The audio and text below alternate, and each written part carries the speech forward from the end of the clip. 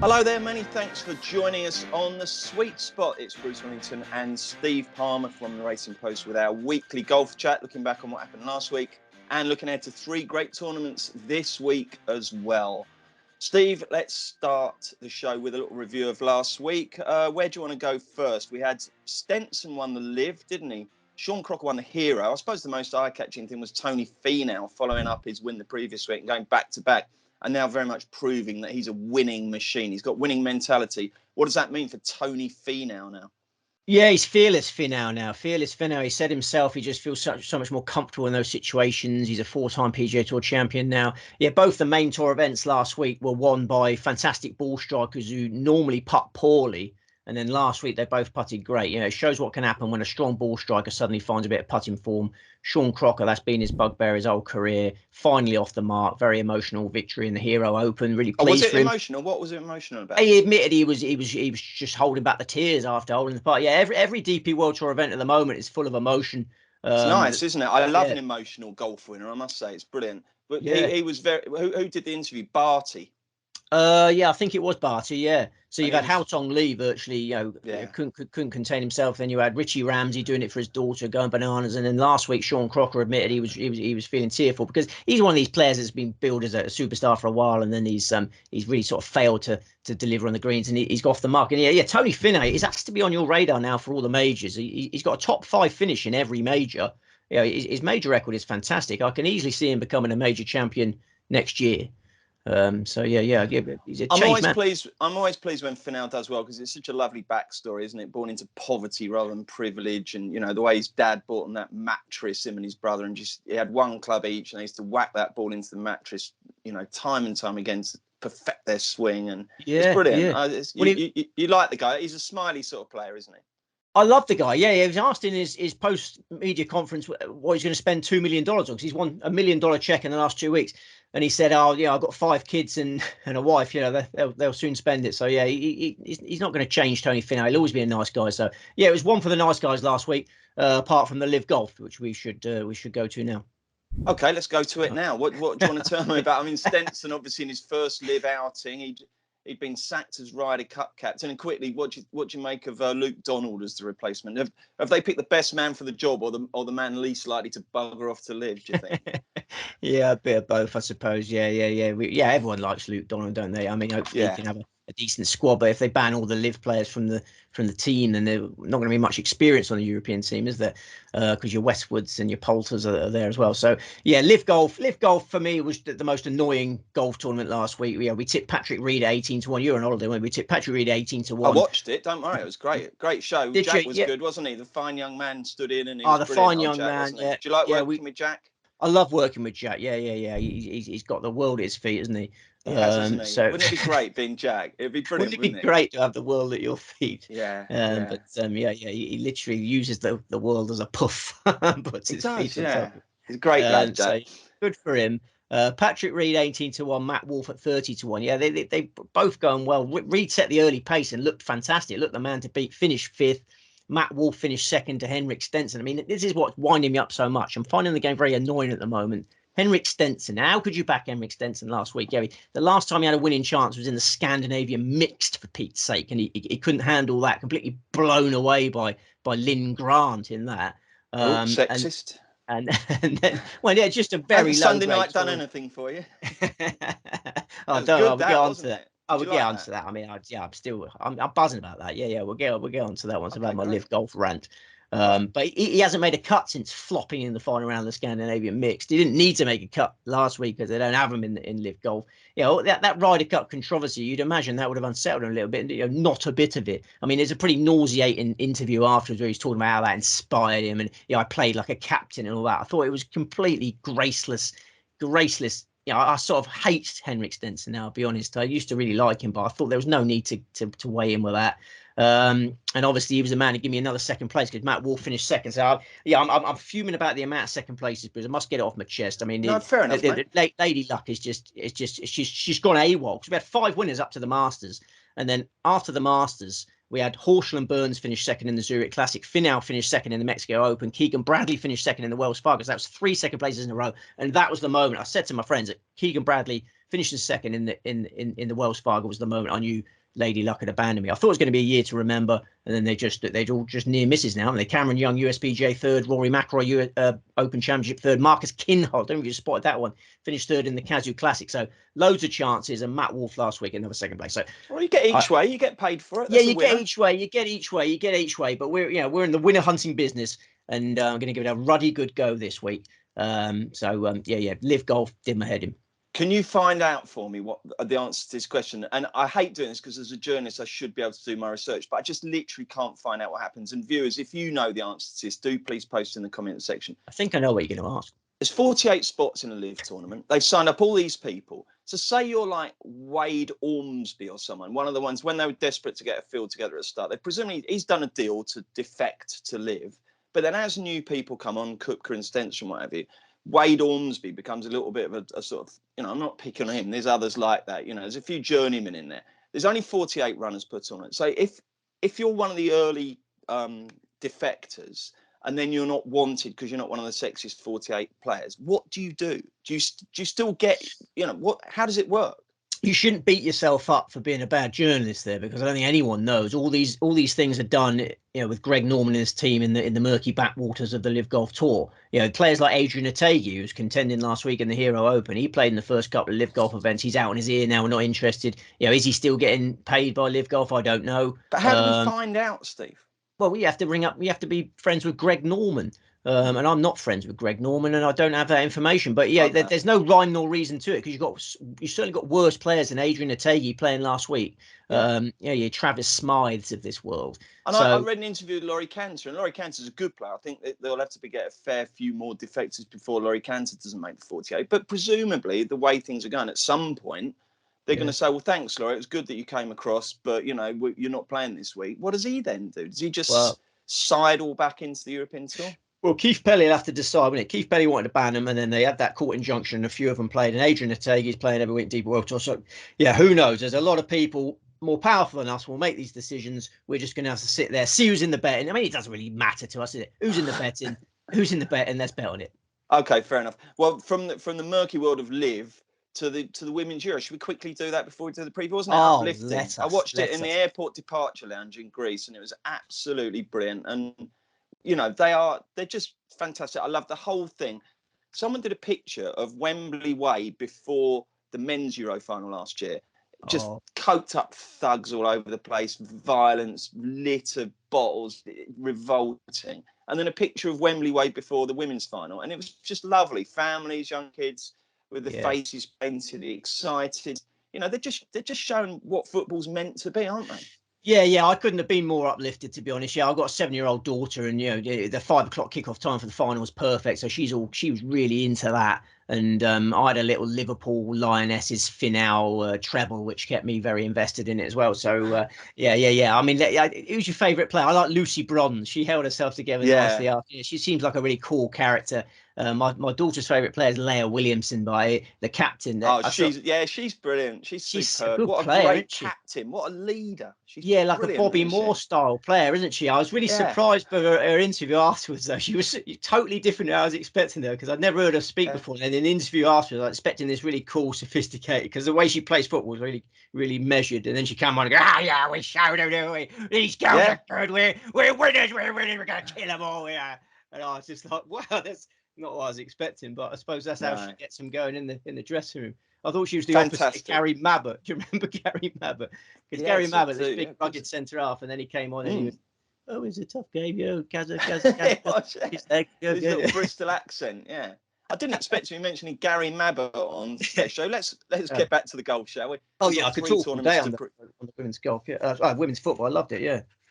Sorry, Scott. We've got some women's golf to talk about, but first of all, we'll do the Wyndham Championship, which is the US Tour event this week, and I'll spin through the betting. It's not a bad field by any means. These are latest indicative prices. As always, shop around not just for best win odds, but also best each way, because there's always a myriad place terms. Shane Lowry and Sunjae Im, 16-1 joint favourites. Will Zalatoris is 18, Billy Horschel and Webb Simpson 22, Corey Connors 25, Russell Henley 25, Siwoo Kim 25, 33 bar. So not a bad field by any means. Where are they assembling, Steve?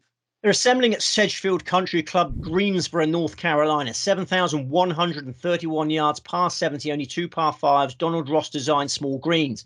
Wyndham host since 2008. 21 under par or better has been reached in 5 of the last 6 Wyndhams. Good weather forecast this week. Should be another birdie fest. Be accurate, scramble and putt well. Thank you very much indeed. How many selections? 3. 3. You said you weren't too sure about that, though. No. I was as sure can be. Sure as eggs is eggs. Okay, just the 3, and we're going to start with. Si Woo Kim, my lord, Si Woo Kim.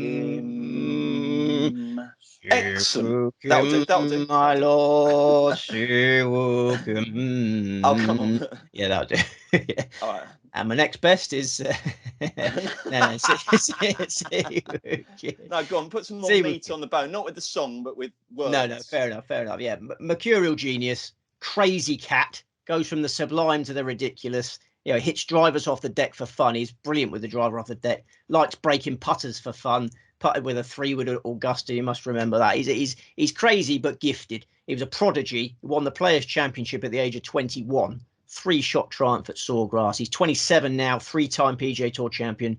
I think a 4th title's coming on Sunday. Si Woo Kim loves Sedgefield Country Club. His maiden PGA Tour title came here in 2016. He was 5th in 2019. He was 3rd in 2020. He lost a playoff last year. Must remember that 6-man playoff. Si Woo was in that.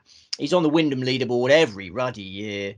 This time he arrives in great nick. He was 15th in the Open at St Andrews, 14th last week in the Rocket Mortgage on his return to action. The last time we backed Si Woo Kim, he won the American Express. I'm finally ready to trust him again. Brilliant. Okay, so we've got Si Woo Kim as our main selection. Who's the big danger, do you think? Kevin Kisner at 35-1. Si Woo Kim 25-1. Kevin Kisner 35-1. Obviously a huge disappointment last week. He was just a little off with his ball strike and a long way off with his putting, a very un-Kisner-like putting performance. I'm prepared to give him a chance of redemption this week because this venue is ideal for him. He's a Carolinian. He loves Sedgefield Country Club. His form figures from his last 5 visits, 8-10, 42, 3-1. Kisner was the one that held his nerve in that 6-man playoff, birdied the second extra hole to get the job done. I expect a stout title defence. He was 6th in the Travellers' Championship, played well in the Open Championship. I think he'll bounce back from last week. Just a blip. Was that 6-man playoff? Did they play it as a 6-ball? Good question. I remember Adam Scott Adam Scott had a great chance to win it and blew it with his broom handle. I think they might have done. Yeah. I can't remember that. No, I can't remember. Right then. And finally, Christian Bezuidenhout at 50-1. He's the maiden I like most this week. Si Woo's won 3 times. Kisner's won 4 times. Christian Bezuidenhout will win PGA Tour titles, in my opinion. Such a tidy player, accurate, sharp, short game. Sedgefield perfect for him. He's had 1 previous spin there, open with a 71, finished strongly for 37th place. He was 2nd in his last stateside event, the John Deere Classic. He's won 3 times on the DP World Tour. I think his time may have come on the PGA Tour.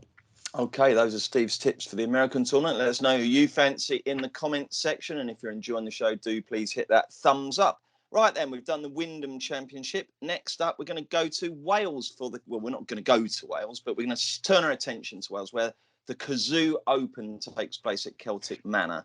Steve, tell us about the course first. The 2010. But I'm not ready. No, fair enough. The 2010 course, Celtic Manor Resort, Wales, 7,503 yards. A lot different from Sedgefield Country Club. Par 71, 4 par 5s, 5 par 3s. Hosted the 2010 Ryder Cup, hence the name. Wales Open venue from 2008 to 2014, then from 2020 onwards. And we also had, mustn't forget, the one-off Celtic Classic in 2020 during the COVID epicenter. The course is long, wide open, suits big hitters, good weather forecast, not much wind. I tell you what, Steve, the run you get at the moment. I played last night, and I mean, I was hit. You know me, as you. How do you describe my driving? Powder puff. Powder puff. Yeah, that was evident when we played. We should tell people about when we played at Royal Winchester a couple of weeks ago, shouldn't we? And we shared the prize, didn't we? You and me, Big Kills. Yeah. I took the big dog, wasn't it? Took the big dog off the last and hooked it into the bushes, didn't I? I regret. Right. Yeah. But last night, it's just travelling for absolutely miles. So, I mean, I presume they put a little bit more water down at Celtic Manor than they do at Shirley Golf Club. But it's still really, really travelling, isn't it? And that presents its own problems, I suppose, if the rough is stiff, doesn't it? Because if you can't stop it on the fairways, it's going all over the place. So it's kind of, it's that quandary about big hitters or accurate players. Who do you think will be most suited this week? Well, if you want to talk about a brown fairway, then we'll get to that in the Women's British Open later on. Okay. Sorry, the Women's Hour Open, because the Muirfield fairways are completely brown. The Wales Open, a bit more of a lusher venue, and the greenkeepers are, they don't spare the horses with their water. So it'd be slightly different from what you're anticipating. Any further? What was it a supplementary question there? Yeah, who's he going to suit? Who's he going to suit? Yeah. Traditionally strong drivers. Yeah, so it is a long slog, and the Honours Board's full of long drivers. Okay. Right then, here's the latest betting. Jordan Smith is 16-1 favourite, and then it's Thomas Detry 18-1, Callum Shinkwin 20s, Torbjörn Olesen 25, so Sean Crocker, Hurley Long 28, Mikko Korhonen 30, Eddie Pep, he played well last week, he's 30, and it's 33 bar. So it's pretty standard European Tour fare, isn't it? No great surprises, no stars parachuting in for this one. It's it's a cast we've seen perform time and time again. How many selections do you have? 4. That was a very restrained 4. I thought you were going to let rip. So I know I'm lacking a bit of spunk today, I must admit. Okay, mate, no worries. Right then, who's the first of the 4 selections? It's Callum Shinkwin at 20-1, one of the aforementioned powerhouses that we feel will enjoy this track. He'd be licking his lips because his record at Celtic Manor is phenomenal. He's played in a DP World Tour event at Celtic Manor 3 times, and his results have been 11th, 8th, and 4th. So progressive form figures. For 2 of those tournaments, he turned up in terrible nick, but he still managed to get his name on the Celtic Manor leaderboard. This time, he's arrived with some bright recent performances behind him. He was 16th in the British Masters in May. He was 24th in the Irish Open last month, 16th in the Cazoo Classic, then 7th on Sunday in the Hero Open. His game is clearly in good order. I think we're going to see a bold bid for a second DP World Tour title from Shinkwin. He won in Cyprus. You might remember this one. Very exciting finish to the tournament. He won in Cyprus at the end of 2020, hold a long eagle putt on the last, and then birdied the first extra hole to win the playoffs. So a really gutsy win. I think win number 2 is coming at the age of 29 for the former boxer. Is he? Former boxer? Yeah, he comes from a big boxing family, and he was a great boxer in his junior days, and then decided golf was a better option. Name one other professional golfer who used to be a boxer. Can you get it? Oh, blimey, there is one, is there? Esteban Toledo. Oh, Esteban Toledo. Yeah. Remember? Oh, yeah. Yeah. I'd like to see Esteban Toledo go up against Callum Shinkwin. Maybe Keith Pelly could organise that. Excellent. Right, then we've got Callum Shinkwin as our main fancy. Then who? Thomas Detry, 18-1. Another player who has shown great affection for Celtic Manor. He was runner-up on his course debut in the 2020 Celtic Classic. Hasn't played there since. We all assumed Detry was going to become a superstar. He showed great early promise. It hasn't happened yet. He's still 29 years of age. His one Challenge Tour victory came in England in the 2016 Bridgestone Challenge. That was by a 12-shot margin. Got a good record in UK events. He was a World Cup winner for Belgium in 2018. Maybe this week, low-grade affair, course that suits, is the time he's going to shed his maiden tag. The signs have been really promising. 15th in the BMW International at the end of June. 10th in a high-class Scottish Open last month. Signed off with an eagle for 34th place in the Open Championship at St Andrews. I think patience might be rewarded for Detry fans this week. It's been a long wait, but got a great chance this week.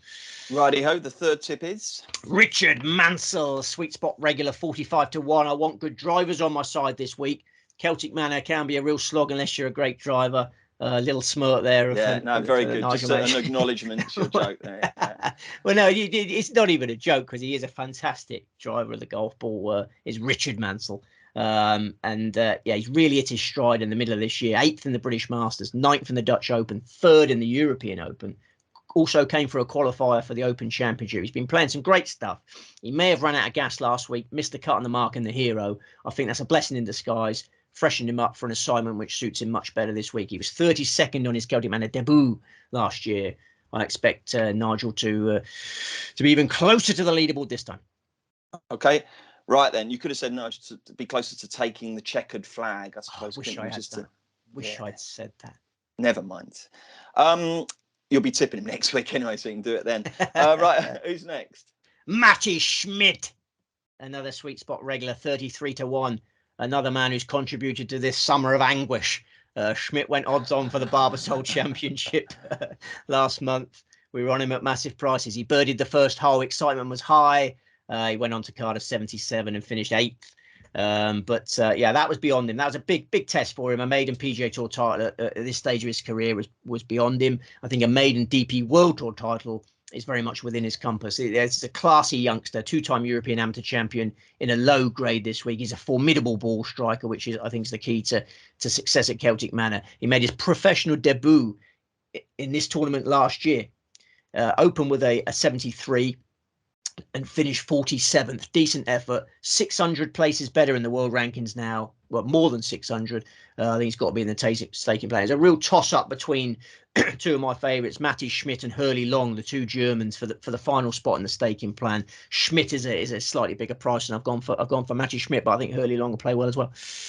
Okay, excellent. Your hair's getting very tall again, isn't it? Are you holding out for your injured barber to come back to work, or are you going to go back to the lady who charged you £3? £5.50. Yeah, I still haven't heard from the injured barber. I worry for him. No, he must still be out of action. So yeah, I think I'm going to have to go back to the £5.50 surly lady. Is it worth going Surly Long? Is it worth going to just drop by a shop? You might have sellotaped an update on the window or something. That's a good point. Well made. Yeah. I must get down there. Yeah, I'll head down to Lennox Street later and see if there's any signs up. But yeah, I feel for the lad. Imagine busting yourself and not being able to work and not getting any money at this. You're watching your electricity. I mean, it's bad enough when they had COVID, wasn't it? Yeah. No. Us humans have a lot to deal with at times, don't we? Yeah, we certainly do. Okay, let's turn our attention to the Women's Open taking place at Muirfield. I was quite surprised, actually, because only about 3 or 4 years ago, Muirfield was getting in the neck for not allowing lady members, and here they are hosting the prestigious women's major there. That's a bit of a turnaround, isn't it? You do make a very good point about that, because the only reason it seems like the only reason they switched their policy is because the R&A threatened to take the Open away from them, didn't they? So because they had a vote in 2016 and voted to retain the men-only policy, and then the R&A said, well, if you're going to do that, then we can't play the Open at your course anymore. So then in 2017 they had another vote, and then the members obviously decided that they didn't want to lose the Open, so they voted to allow female members. So yeah. 21st century, mate. 21st century, and people are doing that. I think Muirfield's back on the Open rotation, but there isn't anything planned. But yeah, this is the first lady British Open at Muirfield. Some of the stuffiness in golf still remains. Do you remember when? Well, you remember it was only 2 weeks ago. We walked into the bar at Royal Winchester for a tincture after a round, and there was a group of about 20 old boys sitting there, weren't there? They'd obviously had a society day or something. And you walked in inadvertently wearing your cap, and they all turned around going, ha, ha, ha. Hat, yeah, hat. And you were yeah. What's going on here? And then the hat, and then one of them, take your hat off, and you sort of sheepishly had to remove it, didn't it? It was incredible drama. Yeah. I'm wearing a cap. It well. Yeah. I'm wearing a Tiger Woods cap. Paying homage to the greatest golfers ever lived, and that really agitated those guys. I mean, I didn't even hear them at first, and then the barmaid told me, "Would you mind doing a cap?" I was like, "Oh, okay, yeah, sorry." Yeah, it's just I didn't mean to cause offence. It's just a faux pas. No. And some of them were wearing the most ludicrous clothes I'd ever seen in a golf course. No one. I should have got trousers. Not that I wanted the guy to take his trousers off, but anyway. No, you're right. There is some stuffiness left in there, isn't there? But you threaten to take the Open Championship away, and then they'll do anything. They'll let anyone in. This won't get us tipping the winner, will it? But hopefully this will. I'm going to read out the market. You're going to tell us about the course, and then you're going to tell us who's going to win. It's 11-1 the field. Lydia Ko and Nelly Corder are favourites at that price. Hyoju Kim is 14s, Minji Lee 16, Brooke Henderson 18, Jin Young Ko 20, Lexi Thompson 20, 22 bar. They're all there. Esther Henselite's 200-1. Tell us about Muirfield. 6,649 yards past 71. The last time it hosted the Men's Open, only one player finished under par, and that was Mr. Phil Mickelson. This is a difficult test. The fairways, as I say, according to my sources, are pretty much brown. There's 150 bunkers. The rough is as high as 4 inches in places. So, it's going to be a real grind for the ladies. Weather's not too bad. I think it's going to be dry and bright, but fairly blustery, isn't it? Yeah. There's some wind up there. No, it's going to be a fascinating golf tournament. I've got a couple of players at 25-1, both 25-1 that I think can upset the market leaders. Well, this will be an exciting surprise for the audience, won't it? How many selections? 2. All right, cool. What sort of price? Who are you going to go for? I'm going to go for the pride of Bournemouth, Georgia Hall. English women's sport had a real lift on Sunday, as we've discussed. Maybe it's going to get another one on Sunday when Georgia Hall wins her second Open Championship. Yeah, she's got a fantastic record in this tournament. She was low amateur on her debut in 2013. And in the last 5 Opens, her form figures are 3-1, 45, 45, 2. She loves links golf. She hasn't missed a cut this season. And she was 8th in the last major, the Evian Championship. Decent warm-up in Scotland last week. So, yeah, I think Georgia Hall is also like a tournament specialist. And, yeah, she can upset those bigger names ahead of her in the betting. That'd be exciting for the Dorset Echo, wouldn't it, if a local wins it? Where does she play? Does she play somewhere around your neck of the woods? Well, she's very, very popular in this neck of the woods. Yeah, so popular, in fact, that when I was at the came down golf course with my son a couple of weeks ago, he still got his very long hair, you know, the Cameron Smith style hair. This elderly gentleman came up to me and goes, "Oh, I love it. I love it. Is she the next Georgia Hall?" Oh, my goodness. And I went, no, he's the next Tiger Woods. But yeah, have a good day. And went on my way. It's a tough one. He's got his long blonde locks flowing like a surf dude. But yeah, Georgia Hall, very well respected in these here parts. Righty-ho. She's the headline selection. There's one other. And who is that? It's Ataya Titikal, another prodigy from Asia. I mean, the conveyor belt of female golfers from Asia is as efficient as ever. She's a teenage Thai terror. She turns 20 in February. Like Jack Reeves, she's got the world at her feet. She won a pro tournament at the age of 14. Former world #1 amateur. She's won 5 pro titles now. And in the last 2 majors, it's looked almost inevitable that major glory is coming at some stage. She was 4th in the PGA Championship, 8th in the Evian. Low amateur in the Open in 2018 and 2019, runner-up in the Scottish Open last year. So she's shown she can handle links golf. Yeah, I think Georgia Hall and Tataya Titikal are the value. Fantastic. Excellent. Well, let's reiterate the selection, shall we? Start with the Wyndham Championship. Yes, 9 tips across 3 tournaments. And if you do the 7 men's tips in doubles, that's 12 doubles. I like to alert doubles fans to their options. So 12 doubles could be a good tactic. Wyndham, did you say Wyndham Championship? I do apologise. I did. Yes, Wyndham Championship. Siwoo Kim, my lord, Kevin Kisner, and Christian Bezuidenhout. Right, the Cazoo Open. Callum Shinkwin, Thomas Detry, Richard Mansell, and Matty Schmid. And the Women's Open. Georgia Hall, Ataya Titikal. Okay, so they all start on Thursday. The Cazoo Open and the Women's Open start very early, so probably best getting your bets on Wednesday. Wednesday's Racing Post has Steve's arguments elaborated upon, all the stats, all the best prices, all the form figures. Don't miss that. Are you back next week, Steve, or is it your holes? It's my holes, yeah, it's my holes. Wow. I'll be flying out Georgia Hall Airport on Friday. Brilliant. Well, have a lovely time, won't you? Looking forward to it. Very much so. Yeah. Fed up of these second places. I want to get out there, but obviously be keeping a loose eye on the golf. Hopefully we can get the job done this week. Are you pool or beach? Mixture. Love salt water. Love getting it around my chops. Working on the mouth ulcers. I've actually got quite a lot of mouth ulcers at the moment. I'm looking forward to getting them healed. Oh my goodness! Yeah, wow. That's an unexpected bonus. They don't have that in the brochure, do they? Heal your mouth ulcers with our lovely saltwater ocean. Wow. The ocean's got a lot of healing properties. You can pretty much heal anything in the ocean. Yeah, you're absolutely right, mate. We were very much ocean last week over pool, but you can't beat it, can you, mate? A nice break. I hope you and the family have a great time, Steve.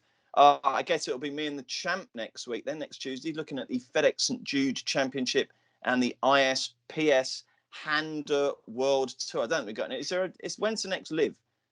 Not for a while, no. We've got a little break from the next LIV, yeah. All right, mate. Yeah. Well, you enjoy your little break, Steve. We'll see you in 2 weeks. Thank you very much indeed for watching. Don't forget to let us know who you fancy this week in the comments section. Hit that thumbs up and join us next Tuesday for another Sweet Spot.